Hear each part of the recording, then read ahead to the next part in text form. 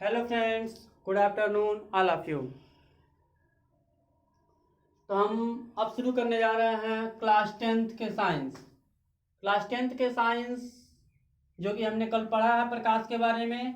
यदि आप में से कोई प्रकाश के बारे में नहीं पढ़ा है तो इस वीडियो के डिस्क्रिप्शन में उसका लिंक दिया है, उस पर जाकर के उसके बारे में आप पढ़ सकते हैं। साथ ही साथ आप हमारे चैनल को सब्सक्राइब, लाइक और शेयर जरूर करें ताकि इसको अधिक से अधिक बच्चे पढ़ सकें और वह अपने परीक्षा को उत्तीर्ण कर सकें। आज का हमारा टॉपिक है परावर्तन। चलिए सबसे पहले हम जानते हैं परावर्तन होता क्या है। आखिर में परावर्तन की खोज किसने की थी? तो परावर्तन नाम से ही पता चल जा रहा है आपको, परावर्तन यानी कि परावर्तन का मतलब होता है, इंग्लिश में कहते हैं रिफ्लेक्शन। क्या कहते हैं? रिफ्लेक्शन। यानी परावर्तन का मतलब ही हो गया वापस जाना। क्या हो गया? वापस जाना। तो सबसे पहले हम समझते हैं परावर्तन होता क्या है।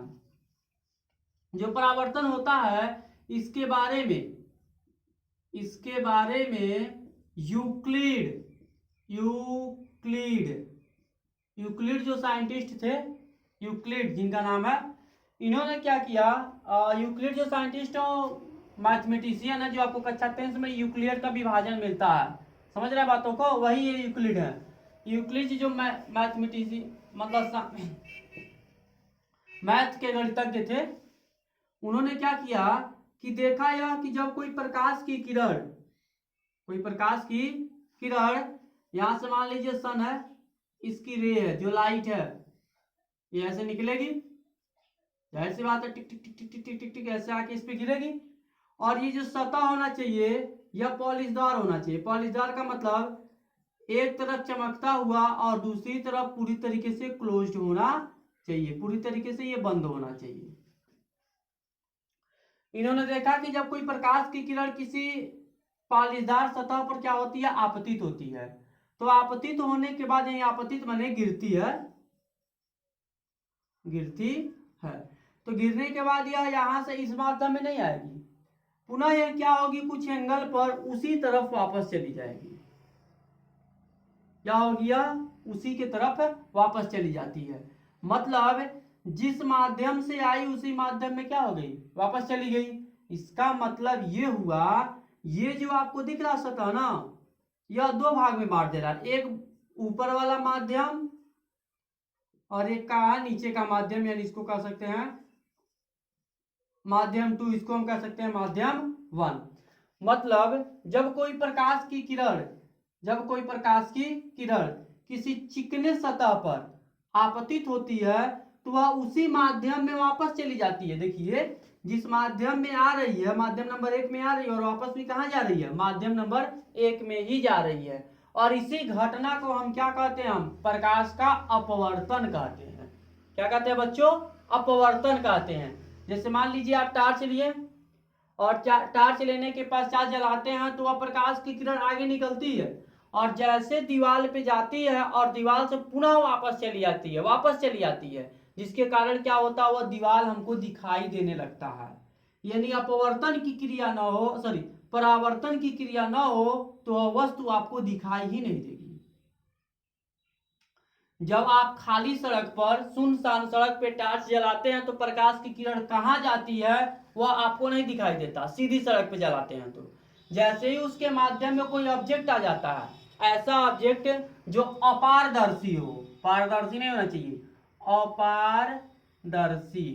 अपारदर्शी ऑब्जेक्ट हो, यानी जिससे प्रकाश की किरण लगे और आर पार न हो, पुनः वहां से वापस चली आए, तो क्या होता है, वहां से प्रकाश जैसे ही वापस आती है वह वस्तु आपको दिखाई देने लगती है। तो वस्तु दिखाई क्यों दे रही है? तो परावर्तन की घटना के कारण आपको दिखाई दे रही है। इतनी बातें समझ में आ गई कि परावर्तन किसे कहते हैं। परावर्तन का मतलब हो गया जब कोई प्रकाश की किरण किसी चिकने सतह पर, यानी किसी समतल और चिकने सतह पर क्या होती है, आपतित होती है, यानी गिरती है, और क्या होती है, वह उसी माध्यम में वापस चली जाती है। इसी घटना को हम क्या कहते हैं, प्रकाश का परावर्तन कहते हैं। परावर्तन के बारे में जो परावर्तन का नाम है या फिर जो परावर्तन के अध्ययन के बारे में जिन्होंने बताया था उनका क्या नाम है, यूक्लिड। ये क्या थे? यूनान साइंटिस्ट थे और साथ ही ये क्या थे, मैथमेटिशियन थे यानी गणितज्ञ थे। तो परावर्तन के बारे में हमको आशा है कि आपको समझ आ गया होगा कि परावर्तन किसे कहते हैं। अब परावर्तन के बारे में तो हम समझ गए। अब परावर्तन का जो होता है वो नियम होता है। परावर्तन के दो नियम होते हैं। कितने नियम होते हैं बाबू? दो नियम होते हैं। मैं आपको ज्यादा रटवाऊंगा नहीं, मैं आपको इतने अच्छे तरीके से समझा दूंगा ताकि आपको वो वैसे ही याद हो जाएगा, बिना देखे हुए ही आप बता सकते हैं। हमने तो ये पढ़ लिया कि परावर्तन क्या होता है। परावर्तन ये होता है जब प्रकाश की किरण चिकने सतह पे पड़ती है तो क्या होती है, जिस माध्यम में पड़ती है उसी माध्यम में वापस चली जाती है। इसी घटना को हमने क्या कह दिया? परावर्तन कह दिया। क्या कह दिया? परावर्तन। चलिए नेक्स्ट टॉपिक हम देखते हैं आगे। परावर्तन के कुछ नियम हैं, यानी कि जो भी वस्तुएं आपको दिखाई देती हैं वह परावर्तन के कारण ही दिखाई देती हैं। तो हम पढ़ते हैं परावर्तन के नियम।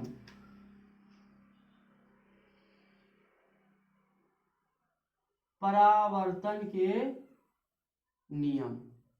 अब देखिए परावर्तन का नियम परावर्तन के डिफिनीशन से ही है। मान लीजिए, सपोज कीजिए ये कोई समतल सतह है, यह पॉलिशदार हो जाएगा,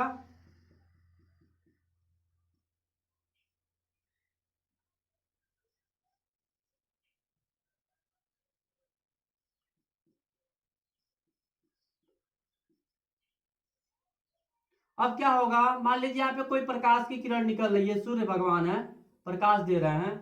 जैसे ही इनकी किरण क्या होगी, सतह पे आपतित होगी, पुनः ये क्या होगी, यहां से वापस भी चली जाएगी। ठीक है, तो जो किरण आपतित होती है इसका नाम होता है आपतित किरण। आपतित किरण। जो किरण वापस जाती है उसी माध्यम में, इसका नाम होता है परावर्तित किरण। परावर्तित किरण।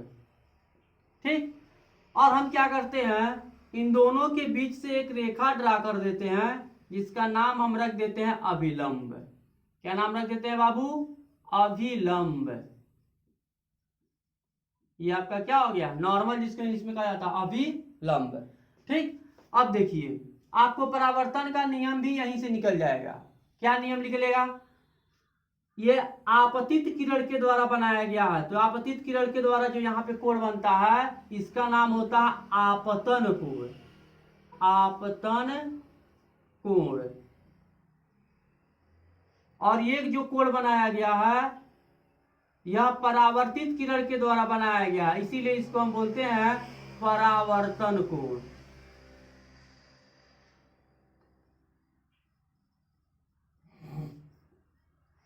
देखिए आपतित किरण, परावर्तित किरण और यह विलंब तीनों एक जगह मिले हुए हैं, इसका नाम होता है आपतन बिंदु। आपतन बिंदु।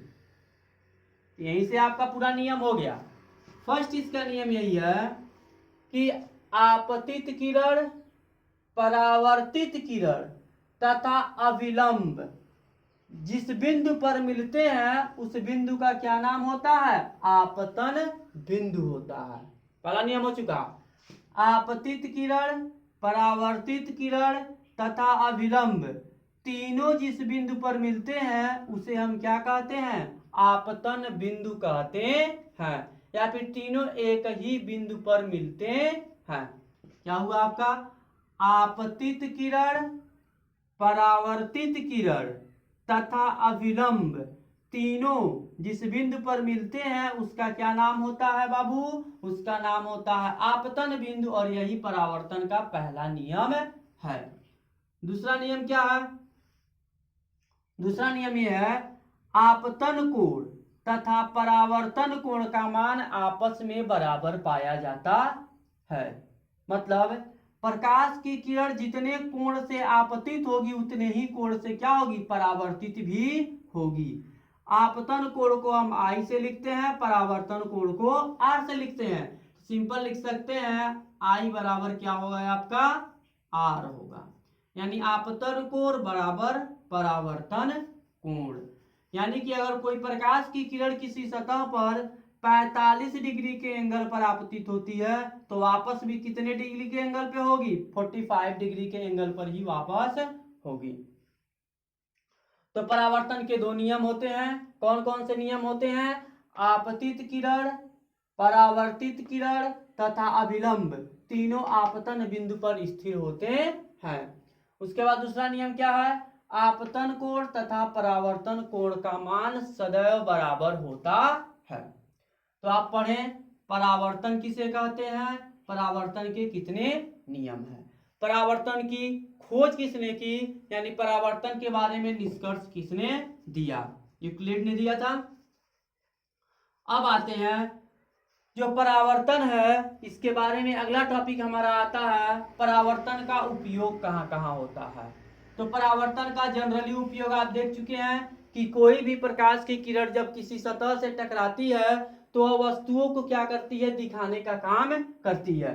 तो परावर्तन का उपयोग हम कहाँ कर सकते हैं? किसी वस्तु को देखने में कर सकते हैं। ठीक, चलिए आगे चलते हैं हम। परावर्तन के बाद हमारा है गोलीय दर्पण द्वारा परावर्तन। गोलीय दर्पण आप लोग देखे हैं सब लोग? नहीं देखे हैं? चलिए, नहीं देखे तो हम आप लोग को दिखाते हैं गोलीय दर्पण द्वारा परावर्तन क्या होता है। वीडियो को आप लोग शेयर नहीं कर रहे हैं और सब्सक्राइब भी नहीं कर रहे हैं, बताइए ऐसे कैसे काम चलेगा? सब्सक्राइब करेंगे तो अधिक से अधिक बच्चे देखेंगे, उनका ज्ञान बढ़ेगा। बढ़ते हैं हम आगे। गोलीय दर्पण द्वारा, गोलीय, पहले गोलीय दर्पण हम पढ़ लेते हैं क्या होता है, उसके बाद इसकी परावर्तन पढ़ेंगे। गोलीय दर्पण क्या होता है? गोलीय दर्पण का मतलब हो गया, जो गोलीय दर्पण होता है वह सेम एक गोले के जैसा होता है। गोला आप देखें, ये गोला होता है, ठीक, जिसका क्या होता है? एक सतह पॉलिश किया गया होता है। पॉलिश कर दिए, पॉलिश मैंने कलई करना है। कलई किसकी की जाती है? आपसे कोई पूछ सकता है बताइए पेंट किसका किया जाता है? तो बताइए पेंट किसका किया जाता है? जो पेंटिंग की जाती है इसमें, यह किसी भी तरह के पेंट से आप नहीं कर सकते। ठीक, मतलब ऐसा पदार्थ इस पे लगाना है जिसकी वजह से क्या हो जाए कि ये पूरी तरीके से ढक जाए, जिसमें आप जिंक का प्रयोग कर सकते हैं। ठीक है, सिल्वर नाइट्रेट का प्रयोग करते हैं लगभग में, सिल्वर नाइट्रेट, इसी का अधिकतर किया जाता है, सिल्वर नाइट्रेट। इसी का क्या किया जाता है? इसके चारों तरफ पेंट किया जाता है। आप शीशा देखें घर में, जो जिसे चेहरा देखा जाता है, देखे होंगे, तो उसके एक तरफ से आप चेहरा देखते हैं जो समतल सतह होता है, दूसरी तरफ आप उस पर देखेंगे तो पेंट किया गया होता है, तो अधिकतर उस पर सिल्वर नाइट्रेट ही लगाया गया होता है। ठीक, गोली दर्पण क्या होता है? गोली दर्पण का मतलब हो गया एक ऐसा गोल दर्पण जिसका एक सतह क्या होता है? एक सतह परावर्तित होता है, एक सतह समतल होता है और दूसरा सतह क्या होता है? कलई किया गया होता है। और इस पे जब प्रकाश की किरण पड़ती है तो ये क्या होती है? परावर्तित हो जाती है। इसी को हम क्या कहते हैं? गोलीय दर्पण कहते हैं। गोलीय दर्पण गोले का एक भाग होता है जिसका एक सतह, गोलीय दर्पण गोले का एक भाग होता है, लंबगोले के जैसा ही तो है, जिसका एक सतह समतल या फिर इसी को परावर्तित, परावर्तन, ठीक, तथा दूसरा सतह क्या होता है? कलई किया गया होता है, उसी को हम क्या कहते हैं? गोलीय दर्पण कहते हैं। क्या कहते हैं? गोलीय दर्पण। अब जो हमारे गोलीय दर्पण होते हैं वो दो प्रकार के होते हैं। कितने प्रकार के होते हैं बाबू? दो प्रकार के। तो चलिए हम देखते हैं वो दो प्रकार के कौन कौन से होते हैं। होते तो दर्पण कई प्रकार, तीन प्रकार के होते हैं, समतल दर्पण, अवतल दर्पण, उत्तल दर्पण। लेकिन फिलहाल आप यहाँ पे गोलीय दर्पण में पढ़ेंगे तो गोलीय दर्पण जो होते हैं हमारे मोस्टली, इरेजर पानी कहाँ चला जा रहा है,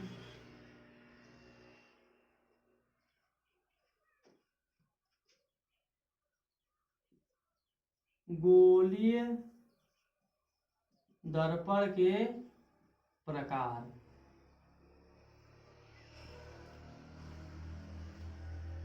पहला तो आपको मिलेगा अवतल दर्पण, दूसरा मिलेगा उत्तल दर्पण। अब इसको समझ लेते हैं अवतल और उत्तल क्या होते हैं। मान लीजिए यह एक गोली दर्पण है, ये क्या है, गोली दर्पण। इसके हम क्या करते हैं, एक भाग को कलई कर देते हैं। इसमें दो कंडीशंस प्रोड्यूस होंगे, ध्यान दीजिएगा। एक बार हम अंदर वाली सतह पे कलई करते हैं और एक बार क्या करते हैं, बाहर वाले सतह पर कलई कर देते हैं और इनको क्या करते हैं, दो भागों में काट देते हैं। तो काटेंगे तो आपको मिलेगा क्या, एक हिस्सा यह भाग 1 और क्या मिलेगा, भाग 2। कंडीशन तो मेरे पास है ना, एक बार अंदर कलई करेंगे और एक बार बाहर कलई करेंगे। तो अब भाग नंबर 1 लेते हैं इसमें से। ये ऐसा बन रहा कुछ, कलई यहाँ हो गया, ठीक। देखिए अब यहीं से आपका आंसर मिल गया। आंसर क्या मिला, एक ऐसा दर्पण जिसका उभरा हुआ सतह, यानी उठा हुआ सतह है ना, उभरा हुआ सतह परावर्तक तथा दबे हुए सतह पर क्या किया गया होता है, कलई किया गया होता है, उसे हम क्या कहते हैं, उत्तल दर्पण कहते हैं। क्या कहते हैं, उत्तल दर्पण। आसान सा एकदम है। गोलीय दर्पण का एक ऐसा भाग जिसका उभरा हुआ सतह परावर्तक मैंने यहां से प्रकाश की किरण वापस आएगी, परावर्तक तथा दबे हुए भाग पर क्या किया गया है, कलई किया गया है। इसी को हम क्या कहते हैं, उत्तल दर्पण कहते हैं। अवतल दर्पण भाग नंबर 2 लेते हैं। अब भाग नंबर 2 ऐसे है, ये आपका कलई वाला भाग है, ठीक, और ये आपका क्या है, परावर्तक सतह है। अब यहाँ पे क्या हो जाएगा, इसकी परिभाषा उत्तल दर्पण की फट से आप लोग कमेंट सेक्शन में लिखिए तो। अवतल दर्पण यानी कि एक ऐसा गोली दर्पण का ऐसा भाग जिसका दबा हुआ सतह परावर्तक तथा उभरा हुआ सतह कलई किया गया होता है, उसे हम क्या कहते हैं, अवतल दर्पण कहते हैं। यह क्या है, परावर्तक दर्पण। समझ रहे हैं। गोली दर्पण दो प्रकार के होते हैं, अवतल दर्पण और उत्तल दर्पण। तो हमने गोली दर्पण लिया, इसके एक भाग पर अंदर पालिश कर दिया, दूसरे भाग पर कहाँ कर दिया, बाहर। इन दोनों भाग को बीच से क्या कर दिया, हमने काट दिया। तो काटने के पश्चात भाग नंबर 1 जब ले रहे हैं तो इस पे देख रहे हैं जो कलई वाला भाग है वो अंदर है, दबे हुए हिस्से पर है। तो परिभाषा भी यहीं से देते हैं, एक ऐसा दर्पण या फिर गोलीय दर्पण का एक ऐसा भाग जिसका उभरा हुआ सतह क्या होता है, परावर्तक होता है, और दबा हुआ सतह क्या होता है, कलई किया गया होता है, उसे क्या कहते हैं, उत्तल दर्पण कहते हैं।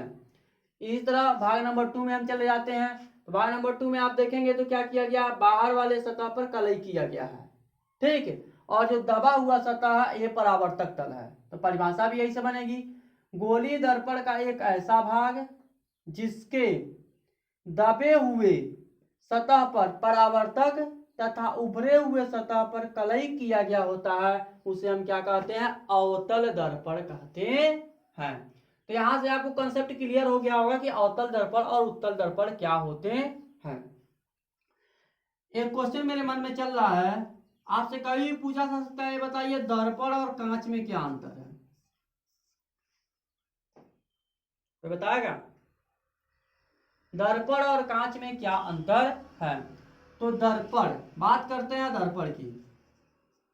तो दर्पण का मतलब होता है जिसका एक भाग, जैसे मान लीजिए कोई दर्पण है जिसके एक भाग पर पेंट किया गया हो और एक भाग क्या हो, परावर्तक हो, इसी को हम क्या कहते हैं, दर्पण कहते हैं। समझ रहे हैं बातों को। कांच को सिंपल भाषा में आप छोटा सा डिफिनेशन लेंगे तो लेंस भी कह सकते हैं, ठीक है। मतलब जिसके किसी भी भाग पर कलई न किया गया हो, यानी वहां से प्रकाश की किरण परावर्तित न होती हो या अपवर्तित होती हो, यानी आर पार जिसके दिखाई देता हो, उसको हम किसके श्रेणी में लेते हैं, कांच के श्रेणी में लेते हैं। मतलब जो आप घर में आईना देखते हैं, ठीक है, या फिर मान लीजिए जो आपके मोटरसाइकिल में लगा होता है, ठीक, ये सब के सब आपके किस में आते हैं, दर्पण के श्रेणी में आते हैं। जो आपका घर में गिलास होता है पानी वाला, ठीक, या फिर मान लीजिए जो लाइट के ऊपर लगा रहता है, वो सब के सब किस में आते हैं, आपके कांच के ऊपर आते हैं, या फिर इसको लेंस के ऊपर का लेंस कह सकते हैं। तो ये इतना कंसेप्ट आपको क्लियर रखना है। अब इसके बाद हम पढ़ेंगे गोलीय दर्पण में अवतल दर्पण और उत्तल दर्पण के उपयोग कहाँ कहाँ हैं। उपयोग से पहले हम इनको इसके द्वारा प्रतिबिंब के बारे में पढ़ेंगे, तो इसके लिए हम नेक्स्ट वीडियो में बात करेंगे। आप इस वीडियो को जरूर शेयर कीजिए और सब्सक्राइब कीजिए। धन्यवाद।